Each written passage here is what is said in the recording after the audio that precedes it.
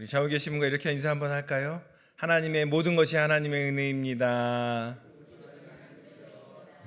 너무 감사합니다. 이 시간 함께 보신 하나님의 말씀은 마가복음 1장입니다.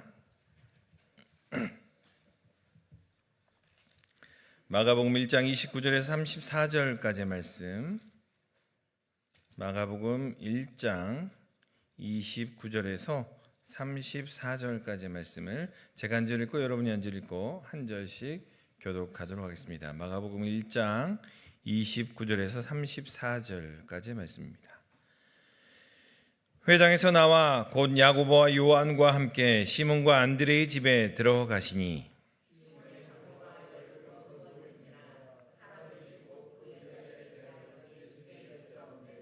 나아가사 그 손을 잡아 일으키시니 열병이 떠나고 여자가 그들에게 수종드니라.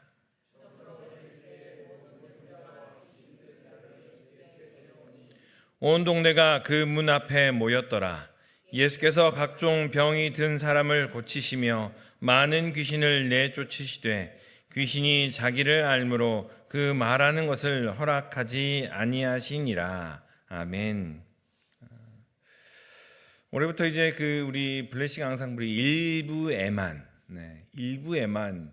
여러분 2부, 3부 들으시는 분은 이 아름다운 찬양을 들으실 수가 없습니다. 여러분이 복인 거죠? 아멘입니까? 우리가 뭔가 우리만이 함께 할 수 있다라는 것이 또 참 복입니다. 그래서 자랑을 해주세요. 1부 드리면 이러한 은혜가 있어요. 1부 드리면 아름다운 악기로 연주하는 찬양을 또 들을 수 있어요. 또 함께 이야기해 주시면 좋을 것 같아요. 너무나 귀한 찬양 감사드립니다. 마가복음으로 다시 돌아옵니다. 마가복음을 읽으실 때는 우리가 이제 마지막까지 읽으실 때까지도 항상 기억해야 되는 것 중에 하나가 마가복음을 읽으실 때는 1장 1절을 항상 기억하셔야 됩니다. 우리 다 같이 한번 마가복음 1장 1절을 읽어볼까요? 마가복음 1장 1절을 같이 읽습니다. 시작. 하나님의 아들 예수 그리스도의 복음의 시작이라. 하나님의 아들 예수 그리스도의 복음의 시작이라 라고 선포하며 마가복음을 시작을 합니다. 세상의 모든 방법들, 당시의 세상은 세상의 신은 신의 아들 아우구스투스의 복음이라고 말씀드렸어요. 세상에서 이미 널리 알려진 문구가 있는데 그 문구는 무엇이냐? 신의 아들 아우구스투스를 통해 나타난 복음, 이 세상에 널리 알려져 있었다는 거예요. 세상 사람들은 다 따라서 어디를 갑니까? 신의 아들 아우구스투스의 복음을 따라서 가고 있는데 새로운 질서, 새로운 방법이 있더라라고 선포하며 시작을 합니다. 그 이야기가 바로 하나님의 아들 예수 그리스도의 복음. 세상 사람들은 신의 아들 아우구스투스의 복음을 이야기하지만 다른 방법이 있는데 바로 그것이 하나님의 아들 예수 그리스도의 복음이 있다라고 선포하면서 마가복음을 시작합니다. 그러니까 어찌 보면 마가복음은 조금 일견 불온한 책인 거죠. 당시 체제에 있어서는. 로마의 그 질서와 로마의 방법을 따르지 말고 예수 그리스도의 방법을 따라갑시다라고 선포하면서 시작을 하고 있는 책이 바로 이 마가복음입니다. 그래서 예수님께서 하늘과 땅에 그리고 권세를 받아서 그 사역을 시작하시는 일이 세례받은 것, 광야에서 시험 당하신 것, 그 모든 것들을 통해서 사역의 검증을 받고 사역을 시작을 하십니다. 때가 찼고 하나님의 나라가 가까이 왔으니 회개하고 복음을 믿으라 라고 선포하시면서 새로운 방법과 새로운 질서를 어떻게 펼쳐내실지 5가지로 쭉 이야기를 해내십니다. 권세로 제자들을 부르시고 회당 안에서는 귀신을 쫓으시며 회당 밖에서는 병자를 고치시고 심지어 나병까지 고치시는 그러한 일들을 행하시면서 이전의 방법이 아닌, 이전의 질서가 아닌 새로운 질서를 제시하고 계시는 것이 1장의 내용이라는 겁니다. 그냥 병 고치셨어요. 예수님은 그냥 기적을 일으키시는 분이에요 라고 인정하고 받아들여도 충분합니다. 그런데 그것만이 아니고 이 마가복음이 기록된 시대와 이 마가복음을 기록한 그 의도를 생각해 보면 다른 방법이 있다라는 거예요. 다른 질서가 있더라는 거예요. 그거를 따라가 보자라는 이야기입니다. 여러분, 요즘 시대에 굉장히 많이들 아는 단어들인데요. SBNR이라는 단어를 혹시 아세요? SBNR, 영어 단어인데요. 요즘에 젊은이들은 다 이렇다라고 이야기, 어느 정도 이걸 추구한다고 이야기하는데, 영어로는 spiritual but not religious라고 되어 있는 단어입니다. 영적인데 종교적이진 않아요. 사람들이 이야기하는 거예요. 요즘 젊은 사람들이 다 이야기하는 거예요. 나는 영적인 사람이야. 그런데 종교적이진 않아. 라고 표현을 하더라는 거예요. 요즘 사회의 그 트렌드들을 보면 이런 단어로, 한 단어로 SBNR이라는 단어로 표현을 하는데, 특정한 종교나 전통적인 종교에 속하고 싶진 않다. 그런데 나는 영적인 사람이야. 나는 뭔가 고상하고 영적인 것을 추구하는 그런 사람이야 라고 표현을 하면서 이야기를 하더라는 거죠. 그리고 젊은 세대 사람들은 그렇게 자신을 이야기를 이렇게 만들어가요. 나는 그 전통적인 기독교 뭐 그런 거에 속하지 않아요. 나는 전통적인 어떤 카톨릭이나 불교에 속하지 않아요. 그런데 나는 고상한 가치를 따라가고 나는 고상한 어떤 그 영적인 관심과 그러한 것들에 추구하고 있어요 라고 요즘 시대에는 이야기를 하더라라는 거죠. 아마도 기존 정통 종교의 어떤 부정적인 인식들이 강해서 그런 것 같습니다. 그런데 나는 영적인 사람이에요 라는 것들을 이렇게 따라가 보면 포장을 하고 있더라는 거예요. 나는 영적인 사람이에요. 그런데 그 영적인 게 뭐예요? 나를 잘 관리하고 내면을 잘 다스려서 어디로? 내 성공과 내 성취를 위해서 나는 그런 사람이에요 라고 포장하는 것들이더라는 거죠. 단순히 이것이 이 시대에만 나타나는 이야기가 아니고요. 세상은 항상 우리에게 그렇게 이야기해 왔어요. 세상은 계속해서 이야기했어요. 세상은 계속해서 우리에게 예수 말고 다른 거 있어. 세상은 계속해서 우리에게 이야기합니다. 진리 말고 좋은 것들로 포장된 다른 것들이 예비되어 있어 라고 세상은 이야기해 왔어요. 그것이 다른 말로 이야기하면 이 마가복음에서 배경에 이야기되어지는 신의 아들 아우구스투스의 복음이더라는 거예요. 나는 신의 아들 아우구스투스를 따라서 정복하고 압제하면서 나는 그래 그런 것 따라가지 않아. 그런데 그것을 따르면서 내 성취를 이루는 나는 종교적인 사람이야. 나는 영적인 사람이야 라고 나를 포장하며 이야기를 하더라라는 거예요. 세상은 계속 그렇게 이야기해 왔습니다. 그런데 예수님께서는 오늘 본문 통해서 계속해서 다른 방법을 우리에게 보여주시고 계십니다. 예수님께서 제자들을 모으신 후에 제자들을 불러 모으신 후에 회당에서 귀신을 쫓아내십니다. 회당에서 귀신을 쫓아낸 이후에 회당에 나오셔서 야고보와 요한 그리고 시몬과 안드레의 집에 들어가십니다. 그 집에 들어가시니 시몬 베드로의 장모님께서 열병에 걸려서 누워 계시는 거예요. 예수님께서 그 장모님의 손을 잡아 일으키시니 열병이 떠나갔는데 그 예수님과 다른 제자들을 수종들 정도로 열병이 완전히 깨끗이 낫게 되는 역사가 일어납니다. 그 집에 머물지 않고 또한 그 집에만 머물지는 것이 아니라 예수님께서 저녁이 되어 캄캄해지니 사람들이 한두 명 찾아와요. 그런데 예수님을 찾아온 사람들이 어떤 사람들이냐? 각종 병든 사람들, 귀신 들린 사람들이 컴컴해지니까 사람들의 인적이 드물어지니까 예수님을 한 명, 두 명 찾아오기 시작합니다. 예수님께서 또한 그들을 고쳐주시는 이야기가 바로 오늘의 본문의 이야기입니다. 예수님께서는 당신의 사역을 시작하면서 삶의 참 진리가 무엇인지를 보여주십니다. 삶으로 보여주시죠. 그런데 그 삶은 세상의 가치를 따라서, 세상의 가치를 따라가되 조금 더 나은 가치를 따라가는 삶이 참 진리의 삶이다라고 이야기하지 않으시고, 그 세상의 가치를 거슬러 가는 것이 참 예수님을 따르는 삶이라고 우리에게 말씀하고 계십니다. 이 이야기는 참 많이 들으셨죠. 신앙생활은 세상의 가치를 거슬러 가는 겁니다. 많이 듣고 우리가 많이 알고 있습니다. 오늘 예수님께서 사역을 시작하시는 그 5가지 이야기를 한번 살펴보면서 이동하는 모습을 바라보게 되면요, 처음에는 예수님께서 선택한 4명의 제자들과 함께 하십니다. 예수님께서 불러 모으신 굉장한 이너서클 안에 예수님께서 딱 등극해 계시고 우리끼리 모여서 제자들을 만드십니다. 그리고 나서 회당 안에 들어가십니다.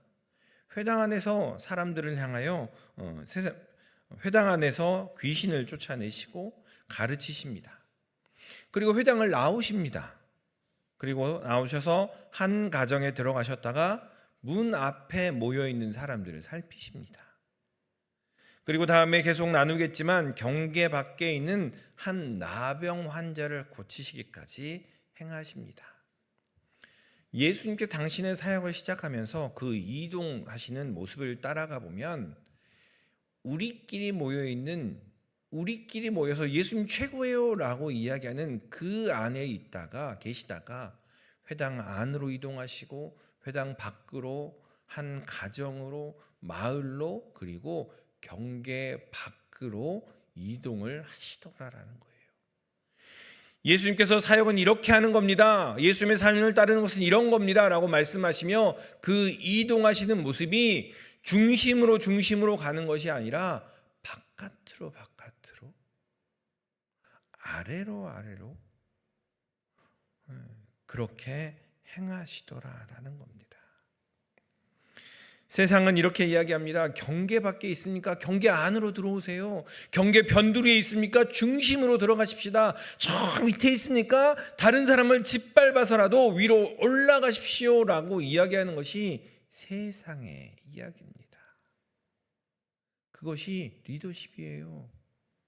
그것이 다른 측면의 섬김이라고 이야기합니다. 밑에서 섬겨봤자 아무 티 안 나요. 위에 올라가서 섬겨보세요. 얼마나 멋진데요? 라고 표현하면서 섬김조차도 그러한 모습으로 바꾸어 갑니다. 지난 주간에 교회 식구와 이런 이야기를 나눈 적이 있어요. 좋은 학교를 졸업하고 좋은 직장을 가지니까 주변에서 물어보더라는 거예요. 왜 신림동에 계속 살아? 좋은 학교를 졸업하고 좋은 직장을 가지고 이렇게 활동을 하면서 이렇게 보니까 왜 계속 신림동에 사는 거야? 강남으로 이사 와. 주변에서 계속 이렇게 얘기하더라는 거예요. 아니야, 여기서 그냥 살래. 그랬더니 이렇게 반응을 하더라는 거죠. 왜 신림동에서 국회의원 하게? 이런 농담을 하더라는 거죠. 우리가 살아가는, 여러분 더 잘 아시지 않습니까? 우리가 살아가는 세상의 모든 대화의 끝은요, 더 나은 곳으로, 더 편안한 곳으로, 더 부유한 곳으로 살아가자, 그곳으로 나아가기 위한 삶의 과정들이더라라고 이야기를 합니다. 그 기준으로 우리의 젊은이들 또한 우리의 주위에 있는 사람들, 우리와 함께하는 사람들을 우리조차도 그렇게 판단하며 이야기하고 있지 않습니까? 라는 거죠. 세상은 계속해서 그거 가지고 판단을 합니다. 교회 안에서도 심지어는 그것을 그렇게 판단을 합니다. 처음 말씀드린 사람들이 종교적이고 싶지 않은 이유가 바로 거기에 있다라는 거예요. 이전에는 교회에 오면 형제요 자매요 그것으로 판단하지 않았어요. 함께 형제이니 그들이 무엇을 하든지 간에 어떠한 모습으로 하든지 간에 함께 수평적인 모습을 함께 나아가는 그러한 모습이 있었는데, 이제는 교회 안에서조차도 그러한 세속적인 모습이 드러나더라. 그러니 사람들은 종교적이고 싶지 않아 하는 그러한 경향을 드러낸다라는 거죠. 우리 일부에 나오신 여러분들은 그렇지 않은데 저기 어떤 교회, 그렇죠? 어떤 교회 분들은 열심히 기도하는 이유가 내가 가지고 있는 부동산이 많이 오르게 해달라고 기도를 하더라는 거예요. 우리는 안 그래요, 그죠? 우리는 안 그래. 우리는 안 그러는데 우리가 열심히 봉사하는 이유가 내가 봉사로 덕을 쌓아서 우리의 자녀들이 더 잘 되게. 우리는 안 그러는데 어떤 사람들은 그러더라는 거죠. 그렇게 신앙생활을 규정하며 나아가더라라는 거예요. 그런데 예수님께서 우리에게 말씀하신 삶의 모습은요, 그것이 아니더라는 거죠. 성공과 선택받음에 머물러 있고자 하는 것은 아우구스투스의 복음입니다. 그런데 예수님께서 보여주신 하나님 나라의 복음은요, 변두리로 가자는 거예요. 경계 밖으로 넘어가자는 거예요. 저 낮은 곳에 있는 이들의 손을 한번 잡아보자라는 겁니다. 그러면서 사람들은 이야기합니다. 영적인 거, 나는 영적이에요 라고 자신을 포장을 해요. 그 자신의 가치를 올리는 방법이라는 영상을 한번 본 적이 있는데요. 대부분의 그 자신의 가치를 올리는 방법이 자기 개발의 방법입니다. 그런데 거기서 이런 팁을 한 가지 이야기하더라고요. 말을 천천히 하면서 뭔가 얼굴에는 미소를 띠고 뭔가가 여유 있고 다 안다는 표정을 지으면 세상은 당신을 굉장히 뭔가가 있는 귀한 사람으로 본다라고 이야기를 해요. 큰일 났어요. 저는 말도 빠르고요. 항상 까불까불하고 다녀가지고 큰일 났습니다. 그러한 모습이 뭔가 영적이고 뭔가가 있는 것처럼 포장을 하고 다니더라라는 거죠. 그 안에 뭔가가 성공을 향한 것들을 감춘 채 그렇게 나아가더라라는 겁니다. 이런 말씀을 드리면 이렇게 반응을 합니다. 알아요. 우리 신림교회에서는 그런 얘기를 하도 많이 들어가지고 다 알아요. 그런데 목사님, 내 삶이 그런 여유가 없어요. 내 삶이 지금 허덕허덕하고요. 내 삶이 바닥이고요. 내 삶이 너무 힘들어요. 내 삶이 전쟁터예요. 그런데 여러분, 이 마가복음이 기록된 시대를 다시 한번 살펴보면요, 그 당시에 이 마가복음이 기록된 시대를 살아갔던 그리스도인들은 어떻게 살아갔냐면요, 네로 황제와 도미티안 우스 황제가 그리스도인들만 보이면 신고하세요. 그러면 상을 드립니다. 그리스도인들이 로마에 불을 질렀어요. 잡아 죽이세요. 라는 그러한 사회적인 분위기를 이미 만들어 놨어요. 그래서 십자가를 걸고 다닌다고요? 언감생심 그럴 수 없고요. 그리스도인이라고 표를 내고 다닌다고요? 절대 그럴 수 없는 그러한 시대였던 거죠. 동족인 유대인들은 오히려 배신자라고 배반자라고 신고하기에 혈안돼 있던 그러한 상황입니다. 로마인들은 부도덕하고 잡아 죽여야 되는 사람이라고 그리스도인들을 이야기했고, 동족인 유대인들조차도 배신자라고 그들을 신고하기에 여념이 없던 그러한 시대를 살아가던 사람들이 바로 이 마가복음이 쓰여진 시대의 그리스도인들이었습니다. 그럼에도 불구하고 그들은 예수님을 따릅니다. 물고기를 그려가며 예수님은 나의 구세주입니다. 예수님은 나의 구주이십니다. 하나님은 하나님의 아들이십니다라고 고백하며 그리스도인의 정체성을 지켜가더라라는 겁니다. 여러분, 예수님을 믿으십니까? 2000년 전에 잠깐 들리신 분이 아니라 지금도 살아계셔서 우리와 함께 하시며 우리에게 당신을 따르라 말씀하시는 그 예수님의 말씀을 여러분 신뢰하십니까? 그냥 도덕이고요. 그래, 그렇게 살아봐봐.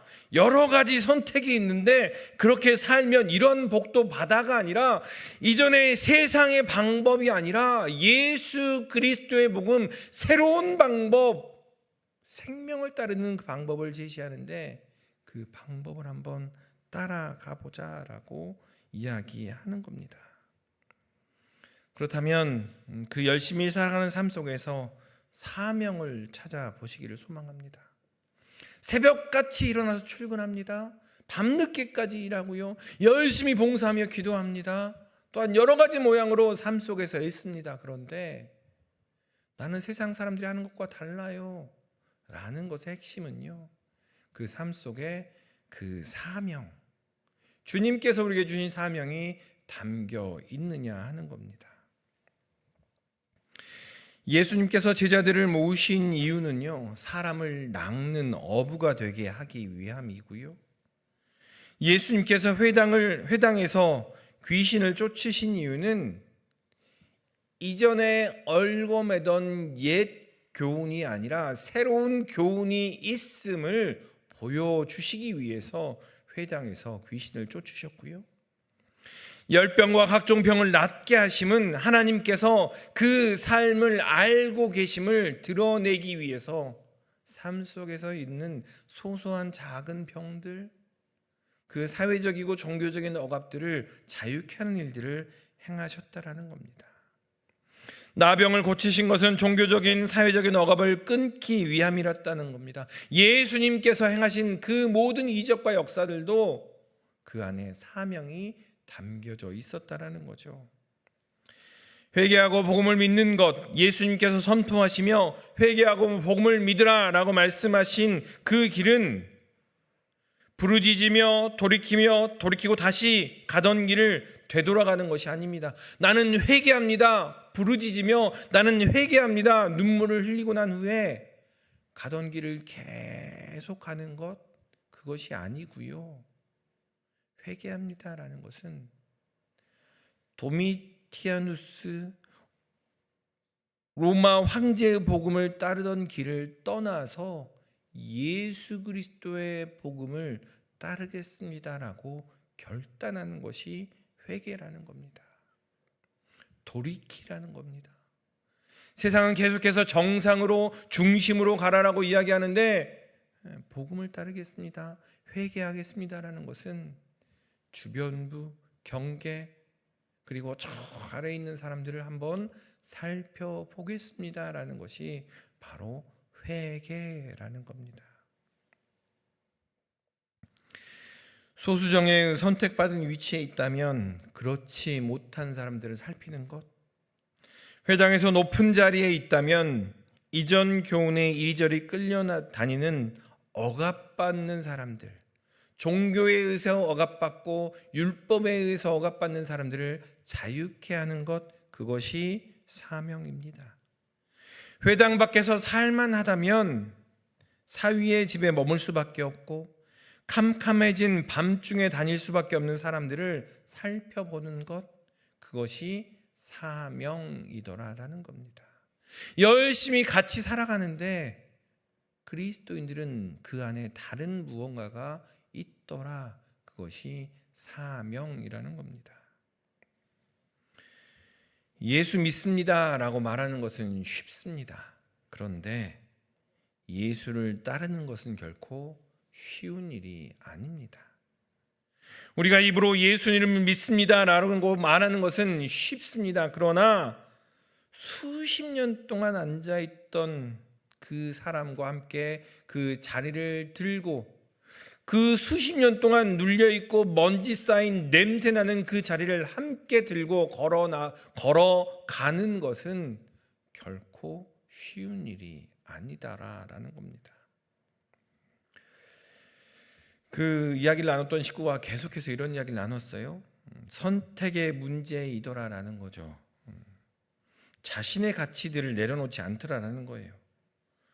보이는 것들, 물질들을 그것들을 만족하며 아니 최소한 이 정도 평수에는 살아야 돼, 이 정도 환경에는 살아야 돼 스스로 만족시키면서 그것들도 이루고 예수님을 통한 만족까지도 이루려 하더라라는 거예요.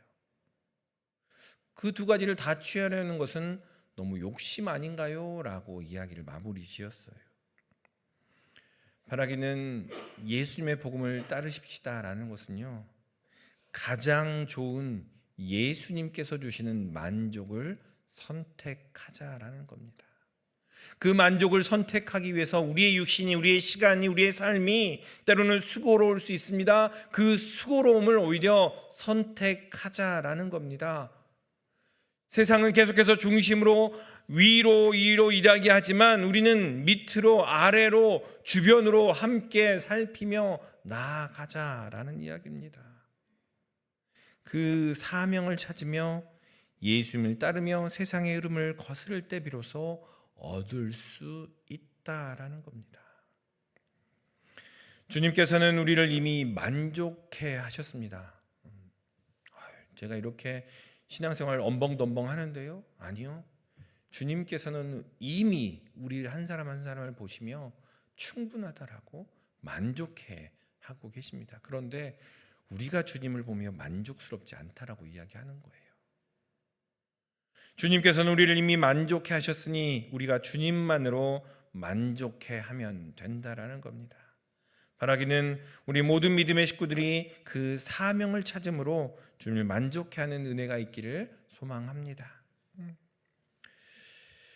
제가 목사가 되기까지 가장 그 전도사 이후에 목사 되기 전후로 가장 많이 들었던 이야기, 또 교육을 받은 선배 목사님들 통해서 교육을 받은 이야기 중에 하나는 절대로 아픈 모습, 약한 모습 보여주지 말아라라는 거예요. 강단에서는 감기도 걸리지 말고 교인들과는 절대 함께 화장실도 가지 말아라. 그래서 사실은 가끔씩 놀리기도 합니다. 여전히 화장실에서 같이 만나게 되면 교인들이 어떠한 목사님을 제일 좋아하냐면요, 영적이고 능력 있는 목사님, 어떤 목사님을 제일 좋아하냐면 죽을 병 걸렸다가 나은 목사님. 그런 데는요, 교회가 그냥 모여요. 사람들이 이렇게 그냥 막 삶의 모든 문제들을 그 목사님들이 다 해결해 줄 것처럼 그냥 막 교회가 부흥이 돼요. 죽을 병 걸렸다가 살아난 경험이 있는 그런 목사님들 참 능력 있다라고 이야기를 합니다. 그런데 저는 큰일 났어요. 일찍 그 만성 질환의 병의 길에 들어서긴 했는데 요즘 약들이 너무 좋아가지고요, 죽을 병까지는 안 갈 것 같아요. 세상 사람들 다 신앙 안에서도 그런 걸 찾아요. 능력 있고 권세 있고 힘 있고 뭔가 성공한 목사님, 그런 교회들을 찾아가는 것이 교회에도 그런 모습이 드러나더라는 거죠. 회당에서 나오신 예수님께서 가장 먼저 찾아간 곳은 시몬과 안드레가 함께 머무는 그 열병에 걸리신 장모님을 만납니다. 장인 어르신은 이미 돌아가셨고요, 여인 혼자 경제 활동이 안 되니 사위인 시몬이 모셔서 함께 머무는 거예요. 그런데 열병까지 걸리신 겁니다. 그 당시 열병은 부정한 결과인 거죠. 죄의 결과인 거예요. 그리고 그 다음에 나오는 이야기는 이렇습니다. 모든 병자와 귀신 들린 자들이 예수님께 그들을 데리고 오는데 저물어 해질 때라고 기록을 하고 있더라는 거예요. 이 사람들은 다니는데 낮에는 결코 다닐 수 없더라는 거예요. 사람이 다닐 때는 다닐 수 없으니 해질 때, 인적이 드물었을 때 다니더라라는 겁니다. 그때 예수님께서는 그들을 만나셔서 그들을 고치십니다. 먼저는 우리는 믿었으면 좋겠습니다. 믿음 가운데 고백했으면 좋겠습니다. 예수님께서는 질병을 고치실 수 있습니다. 예수님께서 말씀하시면 그 질병이 회복되는 역사가 우리 안에도, 이 시대에도 여전히 우리 가운데 드러남을 믿으시기를 소망합니다. 그런데 이 병이 이제는 육신의 병만을 의미하지 않더라라는 거예요. 마음의 병, 생각의 병이 육신으로 드러나더라라는 거죠. 사회의 병, 종교의 병이 육신으로 드러나더라라는 거예요. 여러분, 지난 12월부터 최근까지 그런 이야기를 많이 들어요. 이상하게 몸이 힘들더라. 이상하게 잠을 푹 잘 수 없더라. 이상하게 멀리 여행을 가거나 그러면 불안하더라라는 이야기들을 종종 듣습니다. 우리가 사회에서도 보면 아시잖아요. 사람들이 점점 활동하는 범위가 줄어들게 되고 소비가 확 줄고 그런 모습들이 현상적으로 드러나게 됩니다.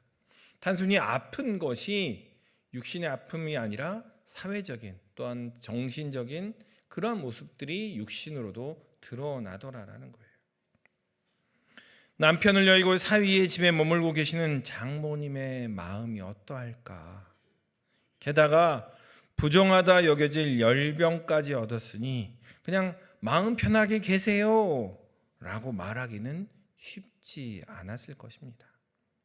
그때 예수님께서는 그 여인의 손을 잡아 일으키십니다.